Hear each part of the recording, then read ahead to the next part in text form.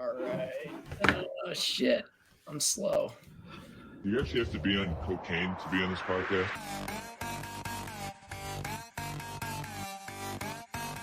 It's a great day to be a Wildcat!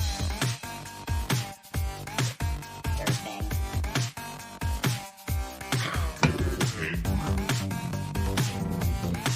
Surfing.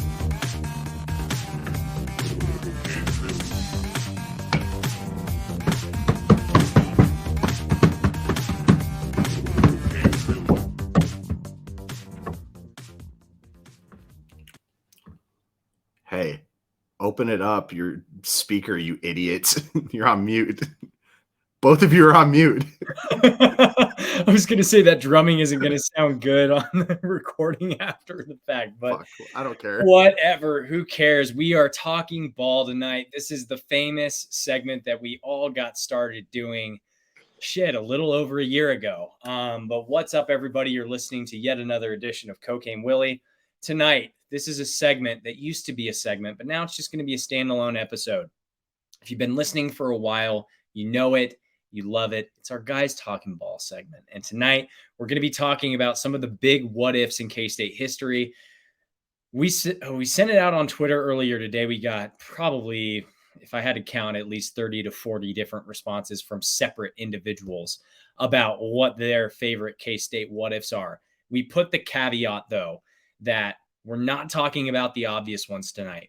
You know what those are. It's stuff that we've been talking about ad nauseum for decades as K-State fans. You think about Texas A&M in 1998. You think about Baylor in 2012. You think about if those Elite Eight teams in 2010 and this most recent season hadn't been gassed coming out of double overtime games against Xavier and Michigan State. We're not talking about the obvious stuff. We want to hear about more of the under the radar types of what ifs in K-State history. So the three of us have our picks. We've selected a handful from the group that replied, and we want to go through these and hash them out. So if you don't enjoy Guys Talking Ball, you should probably just stop listening, because the three of us are, at least two of us are drinking beers. I don't know if Chef is or not. We're going to have some fun. This isn't going to be super serious. We're just going to fuck around tonight. So Chef, we're going to start with you first. Your response to this was, first, what if K-State doesn't go with two quarterbacks, with Jake Waters and Daniel Sams? What does a full season with Jake Waters do for his legacy? And what could have been with Sams had he won the job outright over Jake Waters? Damn right. I mean, for me, that's always been like you never want to go into a season having two quarterbacks that are playing, that are just like chopping each other's flow of a game, basically just stepping on each other's toes, because that's exactly what that season was, in my opinion. Daniel Sams was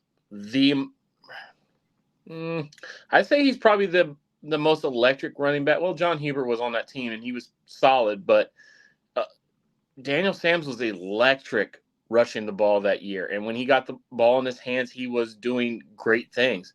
But Jake Waters, we know from the season after that what he was as a thrower. What could he have been if he would have just got the reins the year prior with a full year of Lockett, two straight seasons? Man, Waters, we could be talking record book numbers with Jake Waters. So, I mean, to me, I think the what if of that situation is just that. I think Waters kind of got hosed. I love Daniel Sams, and I love everything about his swag and all that, but Jake Waters was clearly the better quarterback out of those two, and I think Bill was still getting in his own way of needing that, quarterback that can just run right into the center's ass 65% of the time.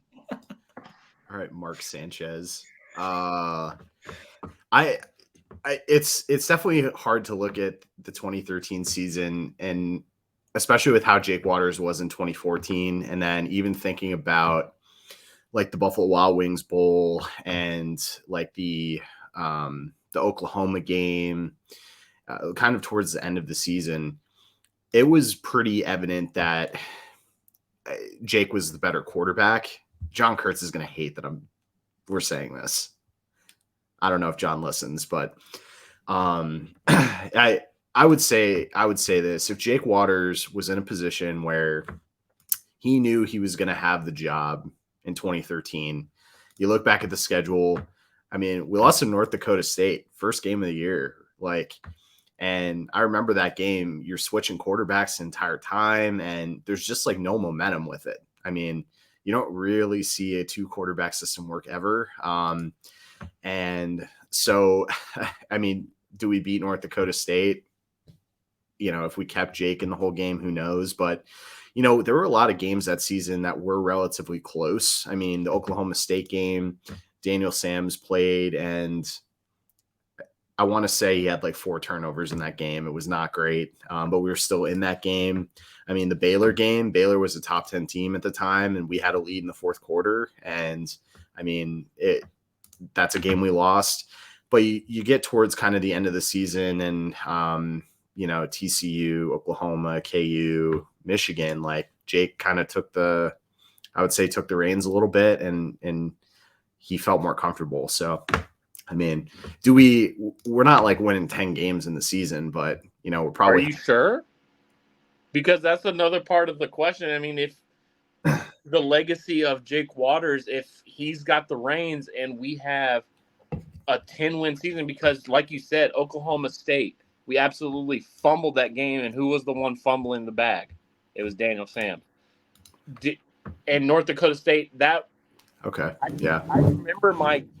I remember that game like it was yesterday, just the gut-wrenching feeling of them just driving down the field, marching it down with the lights blaring.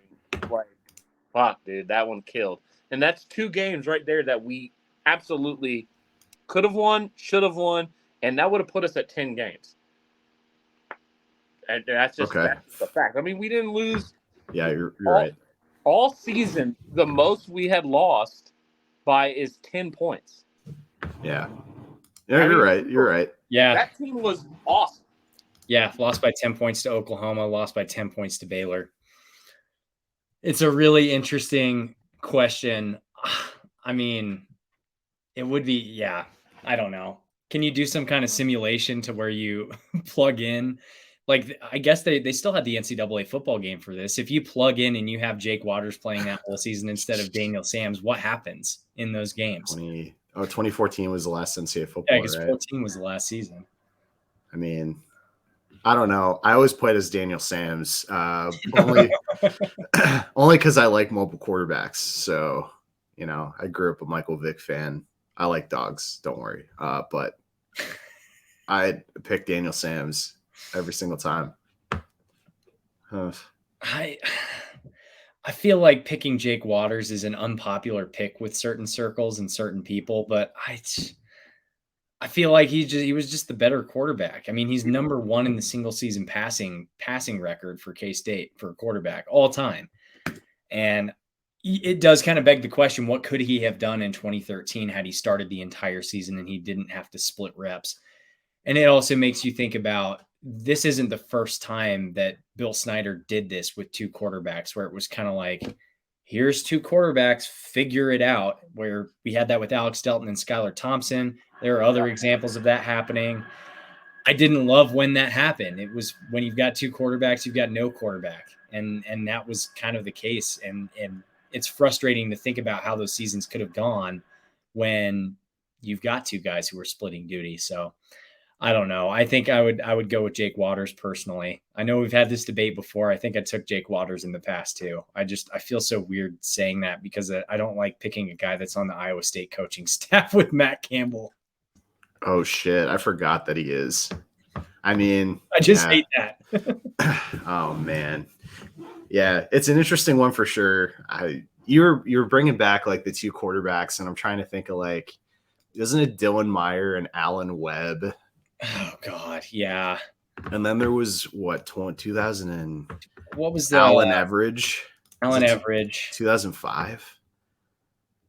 I went to the KU game. Yeah, it was 12-3. Oh my God, Imagine being 15 years Frank old Gregory. and I watched a 12-3 and oh my God, I'm going back on this stuff. Was Grant Gregory the starter in 2009? Was there someone else? Carson Kaufman started Carson that Kaufman. season, and Grant Gregory came in, and like I had like starting school in 2008. Like I had the last year of Ron Prince, and I had a 2009 where our quarterback had a torn shoulder, and he was starting, and we lost to Louisiana Lafayette on the road. And then, I mean, 2010 was fine. Was 2010 the Nebraska Taylor Martinez run game? Yeah, we got hyped up for that game. They're at 6 a.m. waiting in line. Taylor Martinez ran it for like 300 yards. That was the last matchup with Nebraska, right? Correct. It was a Thursday night. That was my sophomore year at college, and I remember inviting a whole bunch of people over to watch a K-State football game in fucking Nelsonville, Ohio. And they were like, why the fuck are we watching this game? I was like, it's a Thursday. We're playing Nebraska. We're going to get their asses. And it didn't happen. Dude, it was one of the most embarrassing. Oh my God. It was a 48-13 loss. And in the box score, oh my God, I have to pull this up because I'm actually curious. That was my senior year of high school, and I drove up with my family that Thursday night, and we drove back the same night because I had classes the next day back in Wichita. But Taylor Martinez, here's his numbers. He was 5 of 7 passing for 128 yards and a touchdown. He ran for 15 times for 241 yards. Fuck. We could not stop him. If I'm ever having the inkling to invite a whole bunch of people over for a game, just stop me. Like, I'm going to text the group, like, I'm going to invite more than 3 people. Just stop me, because every time I do that, it's bad news. I remember it was the Nebraska game. I remember that. And I remember inviting a whole bunch of people over it was my first baby shower. My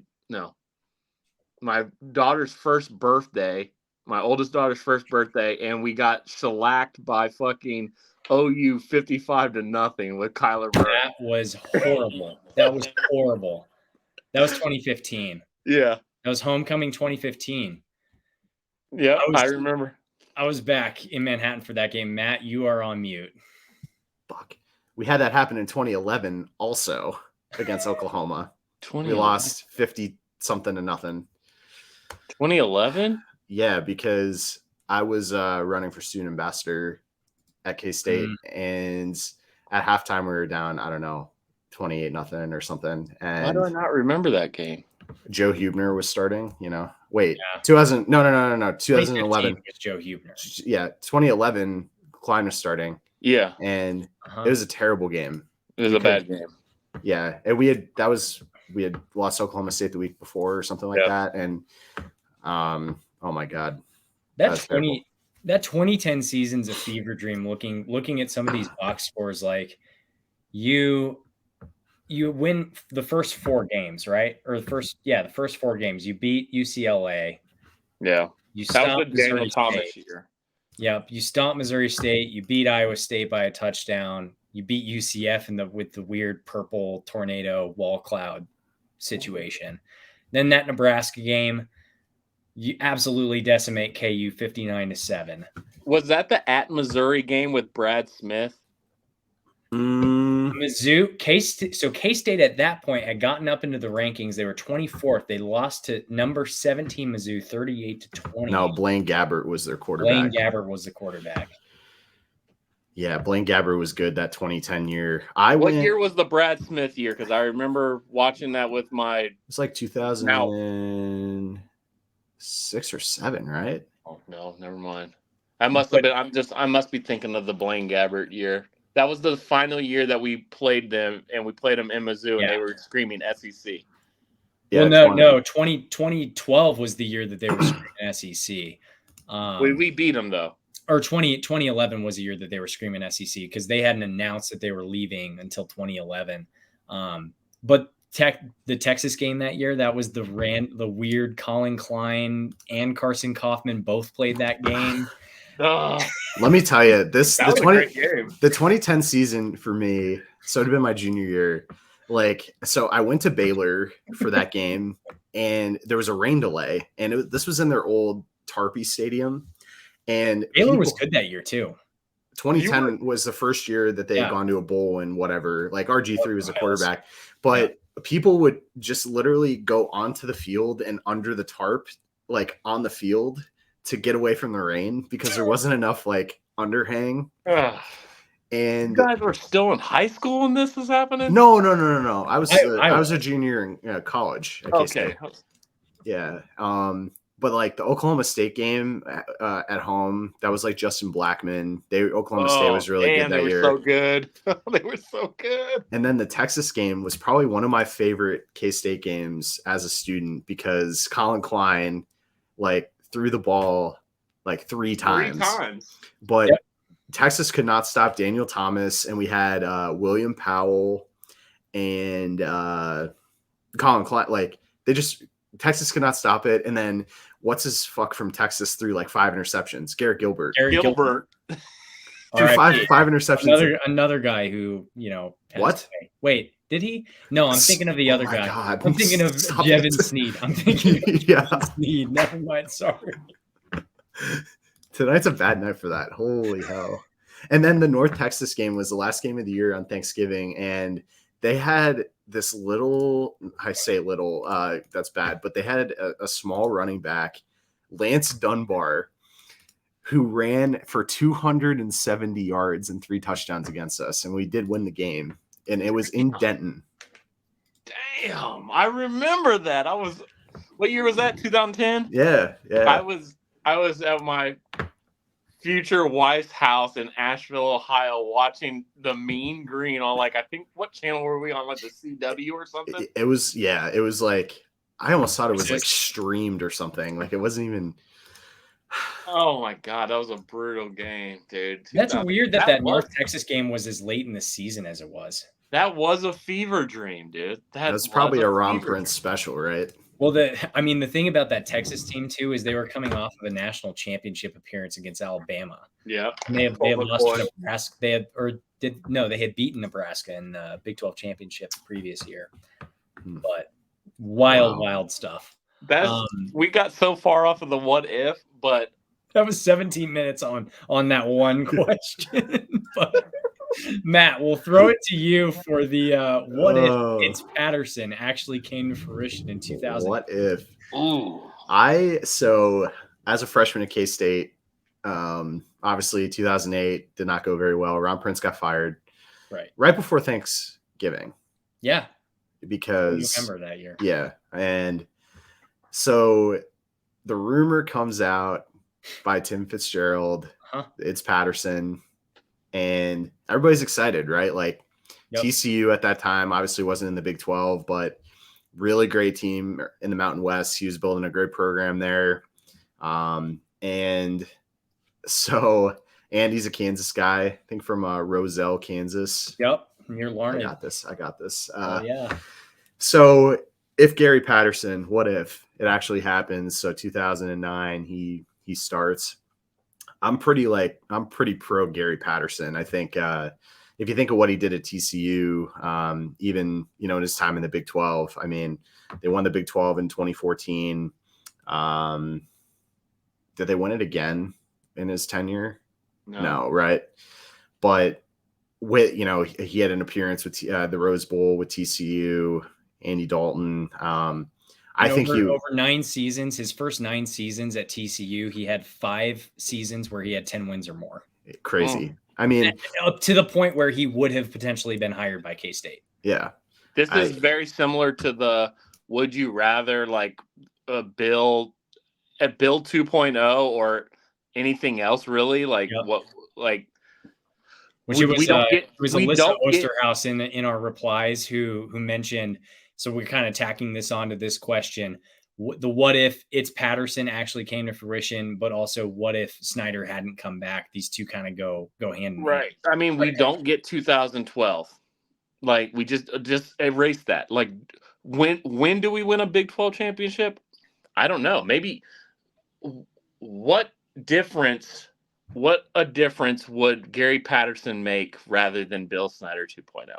I think our recruiting would have been a lot better for a longer period of time. But I mean, did he have a statue yet? Did Bill have a statue yet? No. The Not- stadium was already named after He him. had a He didn't have name, a but he statue. didn't have the statue. That didn't happen until after the 2012 West Stadium Center. Yeah. Right. So, and I know Bill was influential in a lot of funding. I mean, just donors paid because Bill was the guy. Does Gary do that? Is our facilities the same? I don't know.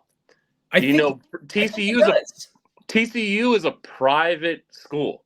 We don't know how any of that really works, in terms of like where they're getting their money. Obviously, it's a lot of private donations and stuff like that.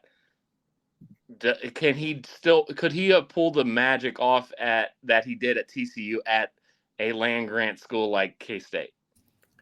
I almost think it's sacrilegious to like pick him over Bill Snyder 2.0, but I think it's one of those things where you can be appreciative of winning a Big 12 and in 2012, and then you think of like the 2014 season, and that was a very good season.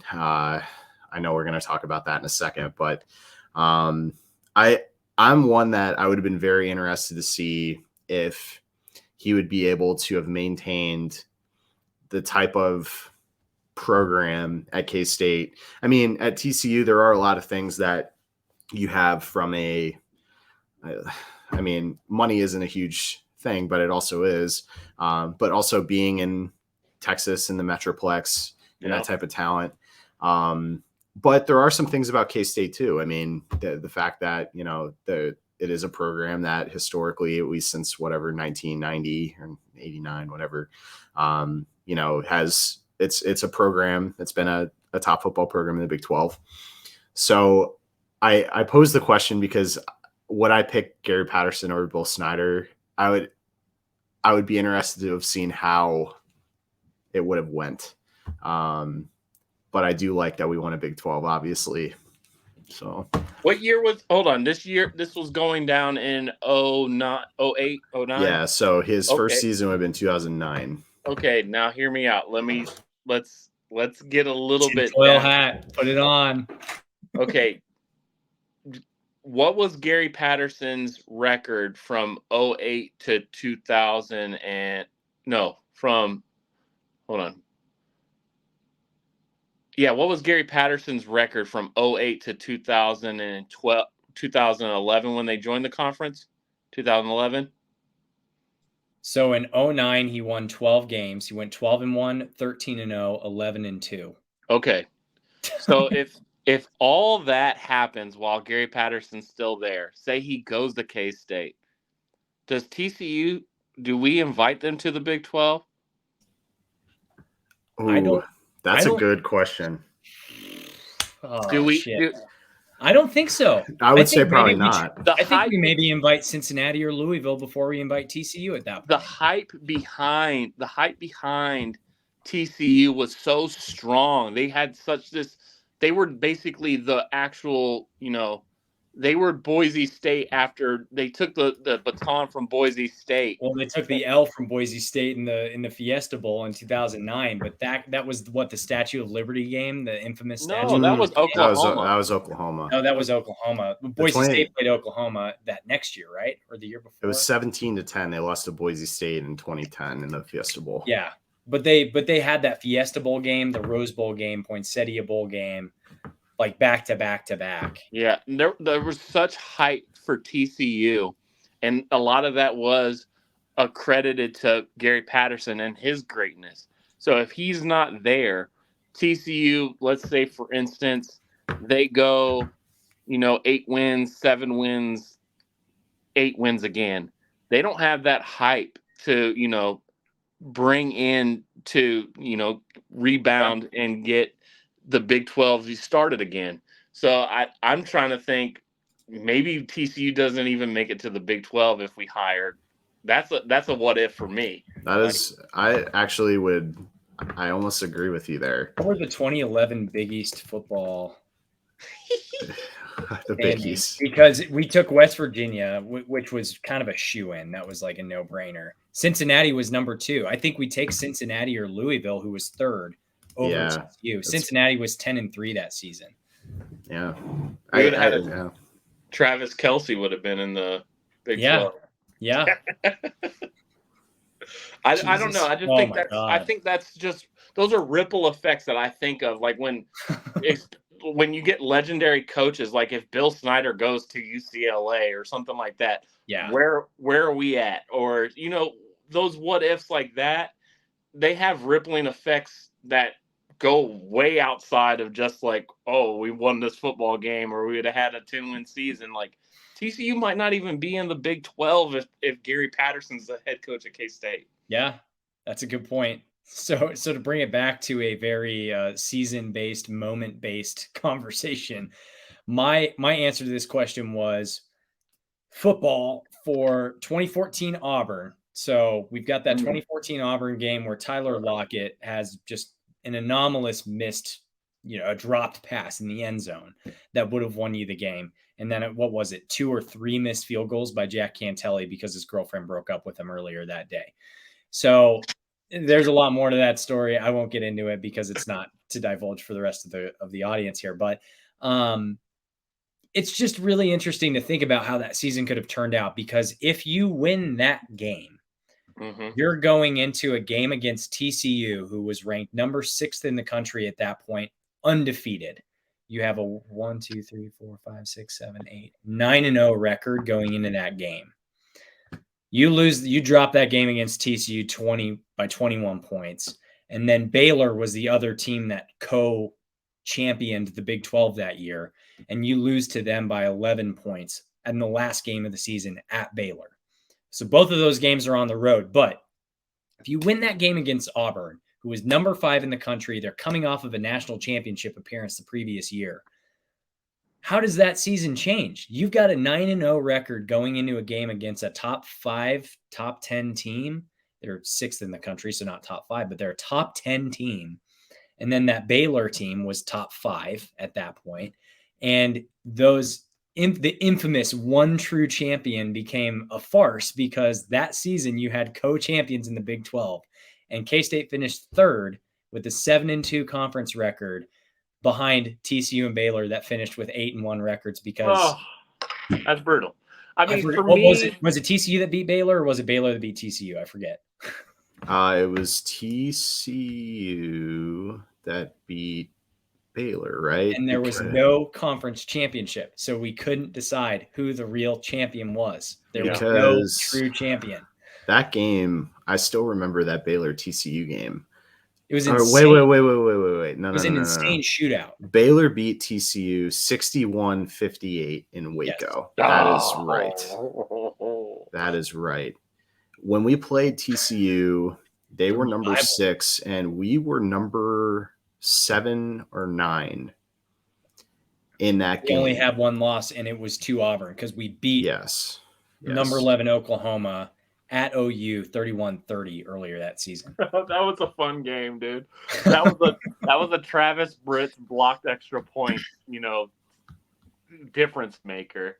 For me, like, you bring up amazing points, because the momentum of that season would have been totally different. But for me, it's eliminating one of the most heart-wrenching suck-ass games out of our lexicon that we could even draw back to, because we think of games like the unmentionable 2012, the unmentionable 98. Yeah. We bring up this in not as much bated breath, but it's somewhere in the breath, because like you said, it could be momentum that could lead in that season, but it's just the worst game in Tyler Lockett's career, and the amazing career of Tyler Lockett. The Cantelli family name is tarnished because of that game. And that's one of those games that's brought up like the Vanderbilt games. And Yeah. it's one of those games that we could just eliminate from our lexicon, but we could talk about. So for me, the momentum is great, but I just hate bringing this game up because we suck. But if you think about it, If you beat Baylor, let's just say you beat Baylor, you drop the game to TCU regardless. But you beat Baylor, you've got a 3-way tie for first place in the Big 12 with no conference championship game, and each team had beaten each other. You've got the circle of suck, Which the circle of team sicko. are we beating? You said Baylor. If you beat Baylor, because Baylor beat TCU. We're in the college football playoff. Sorry, Ohio State. Mm, No one's in the college football No. playoff because neither of those No. teams ended up in it. That was the No, whole we're talking in it. point. We're in it because our only loss is the TCU, and that was like the 6th game of the season. If you beat Auburn, yes, you're in the Yes, college if football we playoff. that's the whole point. Absolutely. Okay. No. If you beat Auburn and Baylor and your only losses to TCU that season, and you're in a 3-way tie for first place in the Big 12, but you have a win against number 5 Auburn, I think that ends up college football playoff. Auburn ended up being 8-5 that season, and the same situation would have happened. The same situation would have happened, and we would a Big 12 team was not making the college football playoff that year. I'm just being. I disagree. No. I disagree because the difference between K-State's resume this season and both Baylor and TCU, who did not make the college football playoff, is K-State would have had a top 10 win against an SEC team. TCU and Baylor didn't have anyone outside of the conference that was ranked in the top 25 that they beat in the non-conference. And when did TCU lose? TCU lost to Baylor. They lost to Baylor early in the season, October 11th. They lost to Baylor. Season. I mean, that's the thing. I would be more apt to say that TCU. So who did Baylor lose to? Let me. Baylor lost to. They lost to West Virginia. Oh, West Virginia. Oh, they got shellacked at West Virginia. We're in that bitch. TCU had the best argument. TCU had the best argument of the two, but they got beat by the team that had a worse argument than them. Yes. K-State would have had the best argument of the three if they win that Auburn game and win one of the two games. Yep. I agree. A long shot. Bob, I'm on your team. I'm team. We're national champs because we would have had the exact same storyline as Ohio State. Oh my God. I'm not going as far as we would have had Ezekiel Elliott running through the heart of the South versus Alabama. They did no. They're no. No, you're not gonna win this one, Matt. I'm telling you, we would have won the Natty. No way. No, because you think of the 4 teams that made it that year: Alabama, Oregon, Florida State, and Ohio State. That was Jameis. Yes. So K-State. No, it wasn't Florida State. Yeah, it was. No, it was because Oregon beat Florida State in the Rose Bowl. Hold on. They killed. Jameis won a Natty. He won the year before. Oh, damn. Oh, yeah. Damn. Or the year after. One of the two. It might have been 20. No. It was the last year before the college football playoff. It was Florida State and Auburn, right? It was still Jameis. Jameis was still on the team. He's listed as a returner for 2014. Yeah. Okay. So, do I think we would have been in the top 4? I don't. Yes. I don't, because you would have knocked out Florida or Ohio State. Yes. The only reason they got in is because we didn't have a conference championship game. Hold on, we didn't have a conference championship. Listen. I know, I'm listening. We had a we didn't have a conference championship game, and they beat Wisconsin by like 1 million. So listen, we would have been higher ranked already going into that. They had Ohio State basically penciled in. All they had to do was just win to get in, but we would have been so higher ranked than TCU and Baylor.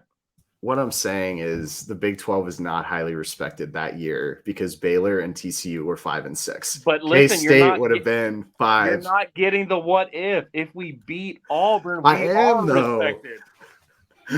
I am though. What I am saying is, yes, you beat Auburn. This team is going to be what, top 5, top 6, moving up from what we were 20. I think. Yeah, but then that Auburn team here's again playing devil's advocate, I guess, for myself. Auburn ended up number 22 in the country in the final rankings. They were an 85. We don't do. That's not how college football works. You don't erase. You don't get top 10 wins by how teams finish at the end of the year. You beat who you have on the schedule at that time. Like our Oklahoma State win last year. Exactly. And I'm just saying, win against a top 25 KU team on College game day. I'm just saying that I believe if it happened, we would have been 5. And it would have hurt a lot worse because I don't think you were going to be that because there wasn't a conference championship game. Like that was such a huge deal back then. Hold on. Okay, let's Matt. Let's say we are 5. Okay. Say we are 5. Who are we playing instead of funky ass fucking Michigan State in the Cotton Bowl? Oh, we cooked them. Dude, we cooked Michigan. Baylor beat them, 51 to something, or did they lose? Baylor lost by 1 point. That's the one Baylor remember that really big Baylor guy and they the bear midriff. Yeah. Yeah. And he's Number got the 0. face mask. It's like you versus the guy she's not there. Number 0. I don't know. I remember that season and like the way the Big 12 was that season. I think if you flip the script and we beat Baylor. Now, here's what I would say. We're going into the college football playoff. It's ridiculous. I will say this. If we had beaten TCU and you lose on the road in Waco, I think it's a different story. But I think the ending is still the same. I just don't see it. I legitimately, the way the Big 12 was talked about that season, it was very evident when TCU missed the playoff. Hold on. It wasn't when was the last time the Big 12 was ever respected? Now. Sam? And that's my point. 1996 and now. That's my point. Bradford, Oklahoma. 2005, Texas, 2009. I don't know. That's my point. I think with an SEC win, and who knows what a loss to Auburn, a loss to K-State, Auburn season might have sparked up a new way, and they might have done something different. Nick Marshall, go down that road with me, buddy. Nick Marshall, God. Marshall that almost was our quarterback. I know. Yeah, don't remind me. The the next talking point I have is 1951 in basketball. Do we win a national championship if Ernie Barrett is healthy? And then beyond that, how does that impact the program? And then I also have the question of let's talk more about Dean Wade, because this is going to be more relevant to our audience. Yeah. What does a healthy Dean Wade in 2018 and 2019 do for a K-State team that won the Big 12 championship in 2019 and made an Elite 8 run in 2018? Both of those things happening. Obviously, the regular season Big 12 championship, that happened with Dean Wade, but he was out for March Madness. And then you have the first round or second round exit to UC Irvine, which still hurts me. First round exit to UC Irvine. And then in 2018, you have the Elite 8 exit to Loyola of Chicago. Dude, we dog walk Loyola Chicago. We dog walked them with Dean Wade. It's not even close. Dean is still in the league. Dean is playing in the NBA, and he's a regular contributor for the Cleveland Cavaliers. He is Cleveland Cavaliers. So good. He is so good. I don't. No. I don't disagree with you. So Dean got hurt in Big 12 tournament game. No, he got hurt in the Oklahoma game. Oklahoma game. Okay. The dunk. Coming down off of the dunk. If he doesn't get hurt in that game, we played Oklahoma and then we lost to TCU. That's fine. No. But what I'm saying is, it's all about matchups, right, Chef? All about matchups. Yes. If we win both those games, we would have went 12-6 in the conference. And hold on, you're talking we lost to TCU in the Big 12 tournament. No, we lost to TCU on the road after Dean got hurt. In 2018? 2018. And we beat TCU in the Big 12 tournament, and we lost to KU. It's all about matchups. Like, if Dean came back and he was healthy in the NCAA tournament, I think we'd beat Loyola Chicago. We dog walked them. And then you get so it would have been And Michigan. R.I.P. Sister Jean, but she wouldn't have No, made it. she's still alive. Wait, she's not dead? She's not dead. Is this going to be a theme now? Every show you're going to mention somebody, R.I.P. That's my new. She is my new 103 years Yeah. old. So, like, we would have played Michigan in the Final Four, which that Final Four would have been awesome because KU was also in it on the other side of the bracket, and they lost to Villanova. Who was on that Michigan team? What year was this? 2018. Was Mo that like Wagner was on that team, wasn't he? Jordan Poole? Was that the baby Al Horford's baby brother on that team? Wait, let me see. Michigan. Yeah, 2018. I saw that Michigan team play in Wichita in the first and second round. They had that Mo Wagner kid from Germany who's with he's with the Magic now. Jordan Poole. He made the shot against Houston in the second round. That was the buzzer beater. Who else? The guy from Golden State? Yeah, Jordan Poole. Yeah. Fuck. And then they had they had Mo Wagner. And then they had Al Horford's baby brother, though, right? I don't see a Horford on there. Is it? I don't see a Horford on this roster. I don't know. Well, all I know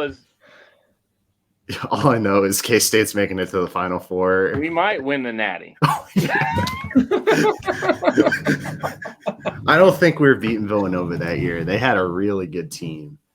Yeah, because that was DiVincenzo, right? The guy from the Bucks. Was it DiVincenzo? 2018 Villanova. No, Jalen Brunson, Omari Spellman, Mikal Bridges. Oh my god! Yeah, we're not beating that. But DiVincenzo had 31. He came off the bench. Yeah. Do you think? Hold on. Do you like the matchup for Villanova in the Big East challenge this year? It's gonna be fun. I love it. I like that we get them in Manhattan. Yes. That is awesome. That's gonna be. It's too bad it's a Tuesday. That's all right. When is it? In December? Yeah, but I think it would have been fun to have that game like on a weekend. That's the problem with the Big East matchup is they don't do it the way that they do the SEC challenge where they have it on a single day and it's like the main billing for ESPN or Fox or whatever that day. It'd probably be Fox because Fox is an entity for the Big East, but yeah, I don't know, man. Just classic matchups like that. Like it sucks. You're making me think of Villanova and how we have them this year, but it just sucks that like K-State's like losses in basketball specifically and like the tournament is to suck ass teams, like teams with no prestige, like no history. It's always these mid majors and teams that just don't look good. Like if we lost to fucking Villanova in the Elite Eight, like, okay, all right, we were there. Would you rather Florida Atlantic? Would you rather lose Loyola Chicago? Would you rather lose to Kentucky and Michigan State and not make the Elite Eight, or would you rather lose to Florida Atlantic or beat Florida Atlantic and then lose to Michigan State? Like I'm trying to figure out how to phrase that, but no. Do you get what I'm saying though? The teams are flipped because the teams that we beat were 2 blue bloods this year. Yeah, but we also lost to fucking no names. Flip it. I don't care. The banner's still going up. You'd rather lose to Michigan State and Kentucky. Yes, absolutely. You're high. You're stupid. Listen. I disagree. No, you're not stupid. But listen, the banner's still going up no matter what. But the sting of the loss, the sting of losing to a Florida Atlantic, even though they're fucking really, really good, or a Loyola Chicago, even though they were somewhat decent, that lingers a lot longer than losing to Michigan State, but still getting the banner. the win versus Michigan State, people are gonna be like, "Oh yeah, we beat Michigan State," but they'll say we lost to Florida Atlantic a lot fucking longer. Because we always beat Kentucky. That's nothing new. Well, it is very new because we never beat Kentucky until like Shut 10 up. years ago. Okay, No. I'm gonna table this for now because we've got some more questions to get to. The next one, this will probably be a quicker section, but what if Gene had never become AD? This comes from Will the Thrill, longtime listener, longtime Jesus. contributor to the live show. But the add-on to that is also our friend Manhattan Hell asks, what if Gene Taylor was even hotter than he is? Okay, Come on, I'll Chef. go. Yeah, you go first. I'll go first. If he's not, are we keeping Curry? That's who the AD No, was before. Curry was leaving regardless. Curry left on his own accord. Okay. Fuck, I don't know. So I don't what know. if we just I'm go not- out and hire whoever? I'm not Not deep Gene into Taylor, the but AD whoever. world. I'm not deep in that AD world, but I'm sure a lot of them do really good work. It's I'm sure Chris Kleiman wouldn't have been on. he's not. He's not here on the And list. Bill probably choked somebody to fucking death if he has another, a different AD that wasn't as respected as Gene Taylor. Sean Snyder would have been the coach. So here's maybe Sean Snyder could have been Bill's in that probably the conversation. AD. Laird Veach is a name I want to drop because he is he's a fellow Texas brother Tech? of Matt and I, but he's at Memphis now. He's the athletic director at the University of Memphis, and he's doing a lot of stuff with the Liberty Bowl right now and that renovation, that stuff that wouldn't have been happening. He also hired Penny Hardaway. So he's done some good stuff, and he's also a K-State alum. So that's another name that would have been in the hopper. Who's the Texas Tech guy? Kirby Hocutt. Also, Chad Weiberg is. When did he become? Because I would imagine that we would have tried to get that guy. He does. Hocutt's been there for a long time. Yeah, Kirby's been there since he's been the AD since 2011. So he would have taken over right after they fired Mike Leach, basically. Okay, so to the second point, Gene's hot. He's a hot boy. He drinks Bud Lights, which I'm a fan of Buds. I'm a free world big boy. Yeah, it's a free world big boy. He's hot. He's a hot boy. I want to I always want to see like the younger version of Gene. What did he look like? Was he like a stud? Was he like a bookworm nerd, or was he another guy that probably would have been in the hopper at this point in time? Like a bro. Another guy that would have been in the hopper at this point was Chad Weiberg. He was with K-State from 2004 to 2015, but he was deputy athletic director under Hocutt in 2017 when we hired Gene Taylor. So he's currently the AD at Okie State, and he's doing some good stuff there. But I wouldn't say he's doing nearly as good of a job as what Gene's doing right now at K-State. If you're looking at both of those programs from 2017 to now, I say Gene Taylor's far and away better than anything Chad Weiberg did in the last 5-6 years. That's fair. AD of the year. But it's interesting to think about that as a what if. That is a good what if. I think, could he get hotter? Probably. I don't know. He's a sexy bald. Well, it's not completely bald, but he hasn't also embraced it like the three of us have. Imagine if he did, though. Imagine if he did. Next question. Gene, if you're listening to this, just don't listen anymore. So this one comes from John Kurtz from 3Ma, another friend of the pod. What if you have OJ Mayo, DeJuan Blair, paired up with Michael Beasley, Bill Walker, and Jacob Pullen? And I might also throw Kevin Love into the mix. We can maybe play around with the roster a little bit, but Kevin Love was also in the mix with that recruiting class. Let's just do our fantasy draft. Why not? Yeah. Where does LeBron fit into this? He had been in the league for 5 years.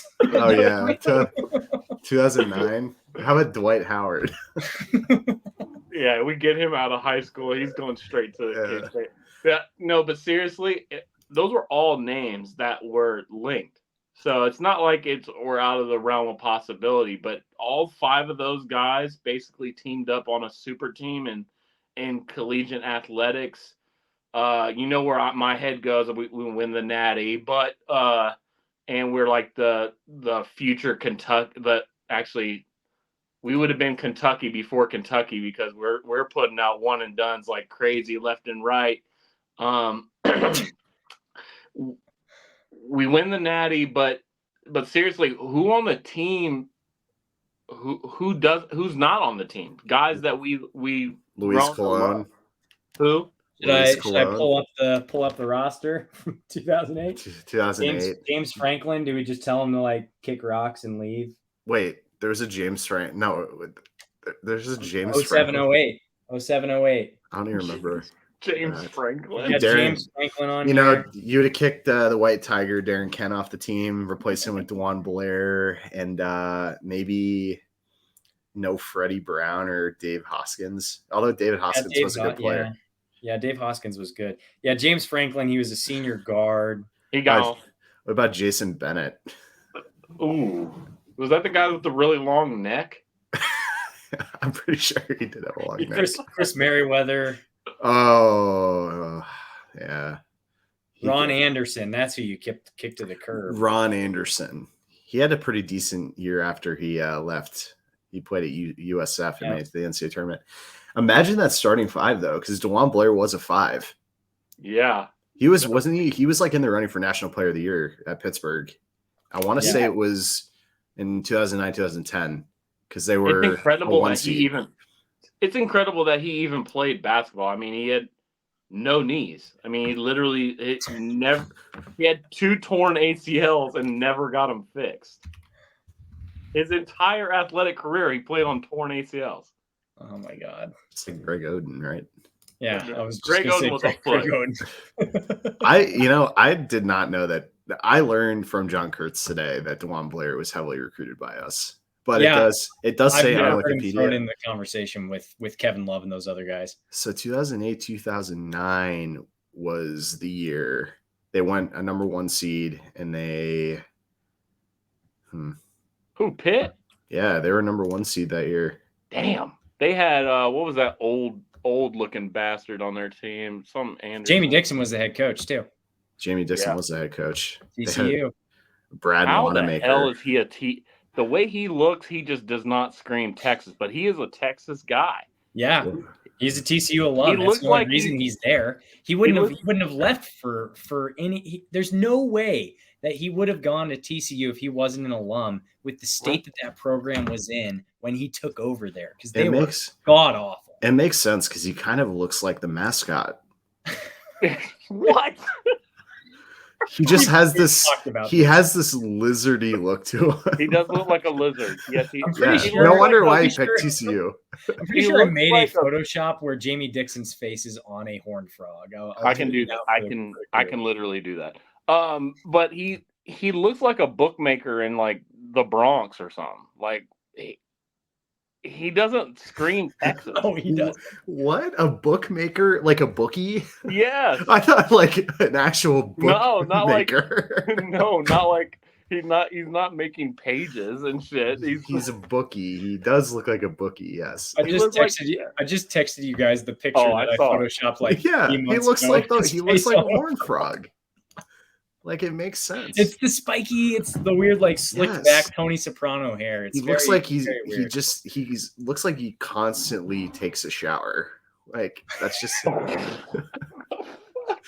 just like wet and I don't have hair. I imagine he slicks back his hair like this. Yeah. I don't think that's how you slick back hair at all. It's been a while for you, buddy. I don't know. None of us know. We're all bald. We've got to move on. It's something similar to basketball. We've already talked about this one, so I'm not going to bring this one up. We've already talked about this one, so I'm not going to bring that one up. Okay. What if K-State beat Colorado in 2002 in football? This was a really interesting one to look at because if K-State beats Colorado in football that year, K-State wins the Big 12 North and then plays Oklahoma in the Big 12 championship game, which is a game that Oklahoma had beaten Colorado in. I want to say, wasn't it like 66-0 or something? It was like 35-7. Nope. No, that was our score versus Oklahoma in 2003. Wait, hold on. Big 12 championship. 29-7. Wait, what was the year? Didn't they win the Big 12 by like 60 points one year? Or was that Texas that did that? Oh, it might have been Texas. Yeah. 2002 was 29-7. They played in Houston for the Big 12 title. Dr. Pepper. God damn, man, I miss those days. Colorado got their break speed off of them by USC. No, it's 2005. Texas beat Colorado 70-3. Yeah, that's the one. Yeah, I knew it was Texas. But... That was when we knew that the division thing wasn't probably going to be a scale. Okay, so you said this is 2002? Yep. K-State ended up finishing 7th in the rankings nationally. Colorado 12. finished 20th, but K-State finished 2nd in the Big 12 North that year. I was 12. 11-2 so record. Remember. Colorado finished 9-5 overall. K-State finished 11-2. Wow, and that season we lost 2 games and by a total of 7 points. I almost would be like, what if we beat Texas? Texas was a 17-14 game in Manhattan. Yep. Was that trying to remember? That's 2002. Ricky won on that. That was 98. Nick Lecky's on that team. Taco Wallace is was on that. Cedric? Was that Cedric Benson that was on that 2002 Texas team? Mm. I'm trying to think of who that, because I feel like there was a good running back that. I mean, Texas yeah, Cedric Benson. Roy Williams was a wide receiver. Chris Sims was the quarterback. Chris Sims was the quarterback. And then Vince was on that team. He was a freshman, I feel like. Roy Williams at wide receiver, Derek Johnson at linebacker. Ooh. So that means they had what's the big boy? Team. Blaylock at nose guard or something. Maybe it almost would have been. Oh, I guess so. We would have had to beat Colorado. We would have had to beat Colorado because we could have. If we beat Texas, we would have been 7-1 with Colorado, but they would have had the tiebreaker. So we have to beat Colorado. We had to beat Colorado. You have to beat Colorado. Okay, so this is where the what if comes in. Then. Do we beat Oklahoma? That's the real main point of this question, because obviously, if we beat Colorado, we're going to the Big 12 championship game. Do we beat Oklahoma? Because I don't know. Oklahoma's. So you lost to Oklahoma the previous year, 38-37. Oh. And then you beat them the next year in the Big 12 title game. Oh my God, dude. So this was when they had the off year where it'd be 2 years where you play certain teams from the Big 12 South and then you rotate and play the other 3 teams. I don't even remember any of these players. If we beat Colorado, we probably win the Natty.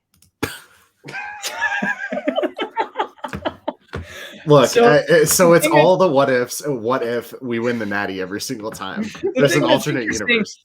You look at this, the Big 12 final standings, and you've got Oklahoma, Texas, and K-State that finished 5, 6, and 7 nationally after all of those losses and everything, wins and losses. So, I mean, it is within the realm of possibility that K-State could play in the national championship if you beat Colorado and Oklahoma that year. Well, the national championship game in 2002 was Ohio State, or was it Ohio State, Miami? Oh fuck, we beat the fuck out of Ohio State, dude. Maurice Claret and Craig Krenzel never stood a chance, dude. I know everything. I know everything there is to know about that national championship game for Ohio State. You make it seem like if it was 3 teams that were undefeated, K-State is getting left out of that conversation because it's Miami and Ohio State.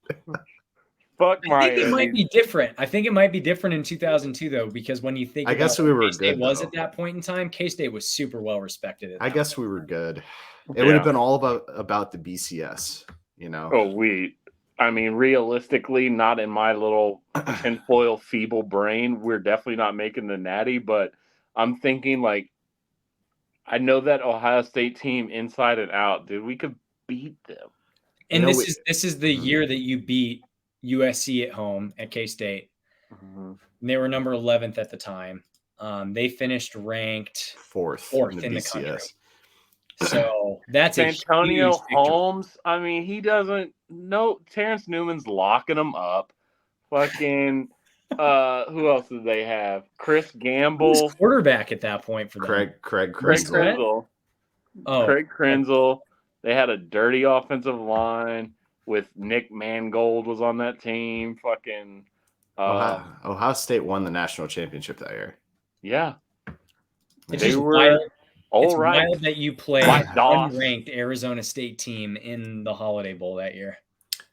I mean, if K-State wins, if K-State beat Colorado, there is the potential they would have made it to one of the They play BCS USC games. in the rematch.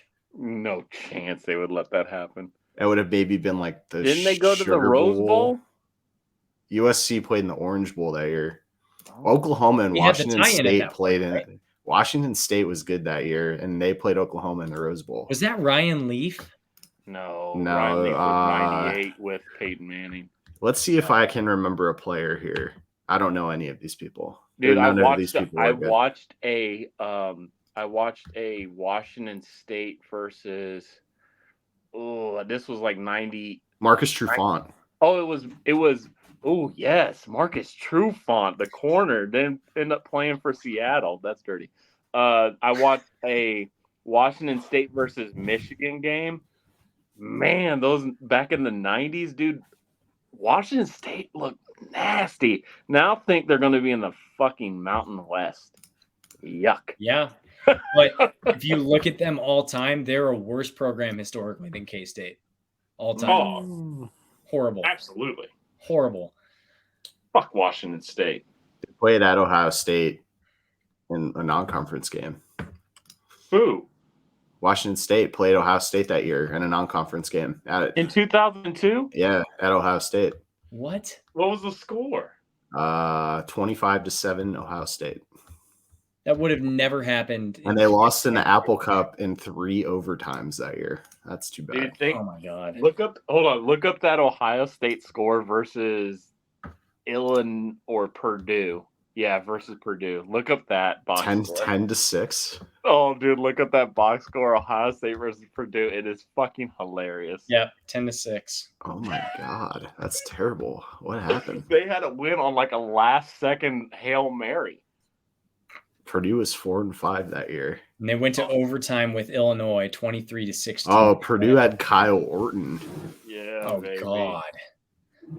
famous Denver Bronco quarterback. And famous Chief as well. Unfortunately, he was on the team at one point during that revolving turnstile of shitty quarterbacks with Damon Stewart and all of that. But we've got 2 more. I've got to piss like a racehorse, so we're gonna do these 2, and then we're gonna sign off. We were asked by a number of people, what if we beat KU in the Elite Eight in 1988? Manning and the Miracles team. There were 3 Big 8 teams in the Elite Eight that year. Oklahoma, KU, and K-State were in the Big 8 and in the Elite Eight that year.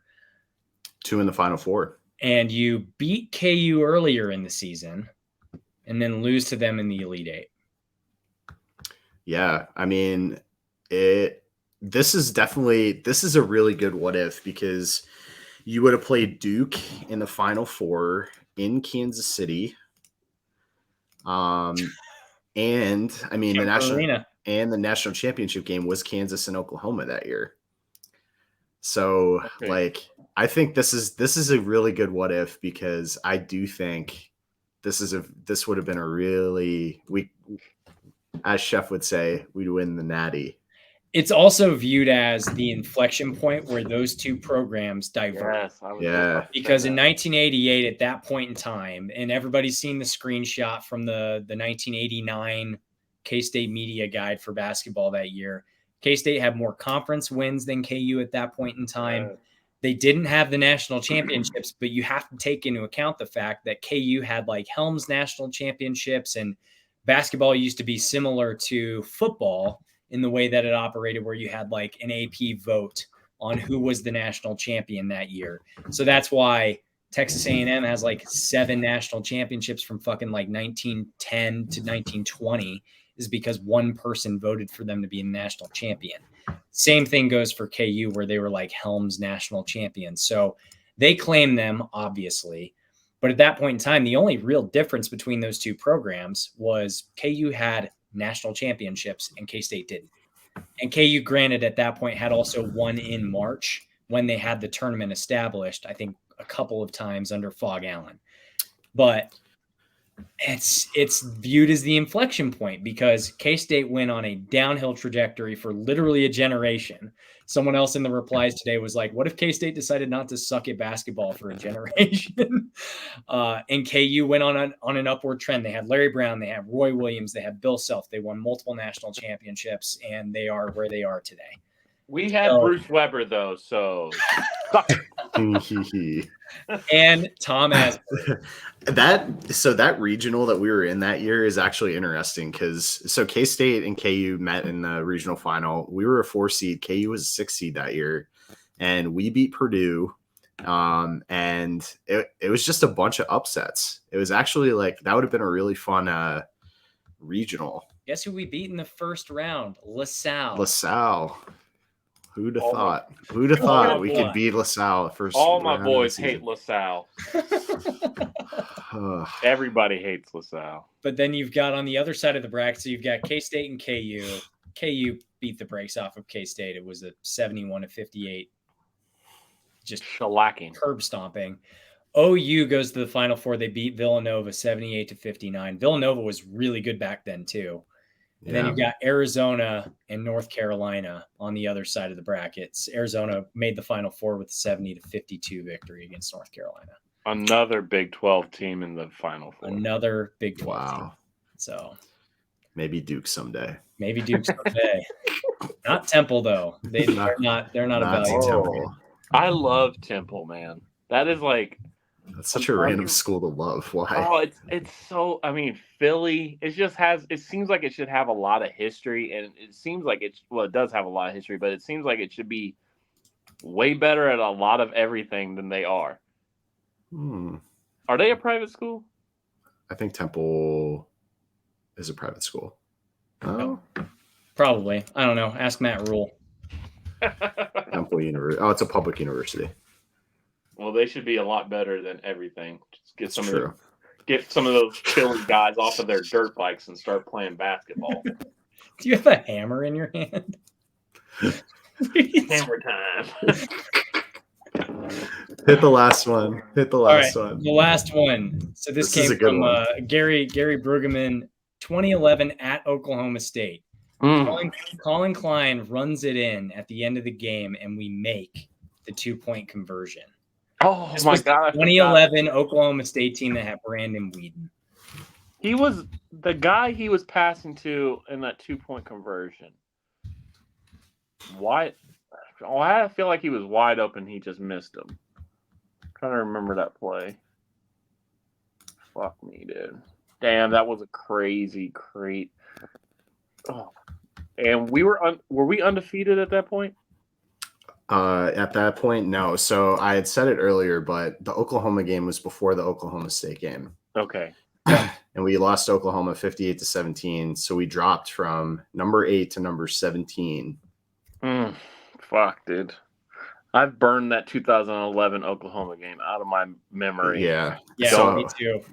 That Oklahoma State game. So but I remember that on ABC 7. We had a lot of those. We had a lot of those games that season. I remember the Texas A&M game that season. Baylor was on just ABC. Like that. Just these track meets. Mizzou was on ABC. God damn. So if we beat Oklahoma State that year, we would have tied for the Big 12, and we would have actually won the Big 12 that season. So we would have went. So we would have went to the Fiesta Bowl. Versus who? the Fiesta Bowl that season was Stanford. Andrew Luck. Oh my God, that's with don't, Luck. don't say we would have. Andrew Luck would won the have. Natty. Andrew Luck would have ripped us You're apart. crazy. You're insane. Are you serious, Andrew Luck? Way to crush them. Oklahoma State won against Stanford in overtime, 41-38. We would have smushed Stanford. No. Jim Harbaugh's Stanford never stood a chance. That was back, Stanford had like Zach Ertz and yeah, nice, Chef. Stanford had like Zach Ertz, Ty Montgomery, who was a running back and wide receiver. But I mean, so yeah, Oklahoma State was number 3 in the country at 11-1, but you beat Oklahoma State, then we would have tied for the Big 12 championship that year. Would have won the Big 12. That was David Shaw's first year at Stanford. He took over for Harbaugh. Yeah. That's crazy. I was at that Oklahoma State. Oh my God, he dropped out. We lost Jeff. Oh no. I was at that Oklahoma State game too, and it was a crazy game. We were down 14-0, and then we came back, and that was a really fun game to be at, despite the loss. But yeah, I bet it would have been. It's one of those that's almost like, is it one of those games that you think about as a heartbreaker? Is it one of those, or is it one of those games where you think about like, I feel like we put in a good effort and it's fine regardless of the outcome?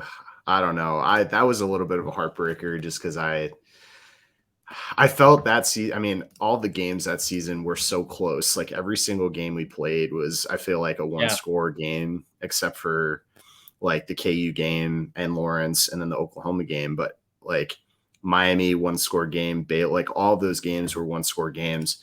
And so you really felt that we were in a one-score game going into the fourth quarter. Like, we're actually going to pull this out. And especially because, I mean, Oklahoma State was they were like number 2 at that point, I think. They were third when we played them. They were third when we played them. Yep. I mean, yeah, that's definitely what could have been. It would have been nice to play, and you would have had a Big 12. I mean, you had another Big 12 championship. I don't know. Two with Collin Klein as well. I know. You've been a legend. Kind of crazy to think about that. Damn. Now I'm sad. Greater things are ahead. Greater things are ahead. Back to back this year. We're gonna win the Natty. We're gonna win the Natty this year. It's fine. We don't know who our quarterbacks are gonna be, but we're gonna win the Natty. We're gonna win the Natty. It's gonna be fine. And with that, Chef has already dropped off because his phone died. But for all of us at Cocaine Willie, thanks for listening or watching. Please give us a follow on Spotify or Apple Podcasts, or subscribe on YouTube. And leave us with a review for your feedback. Like this video if you're watching on YouTube. And I'm not going to go through the whole spiel. It's late and I'm tired. So if you're on Twitter or Instagram, follow the show at Cocaine Willie, or follow myself at Marchesini, at Bob Trollsby, and at Chef Andre Napier. Fireball Matt, take us out. Cocaine's a hell of a drug. We're all coking, no joke. Wildcat Country. Let's ride. Let's ride.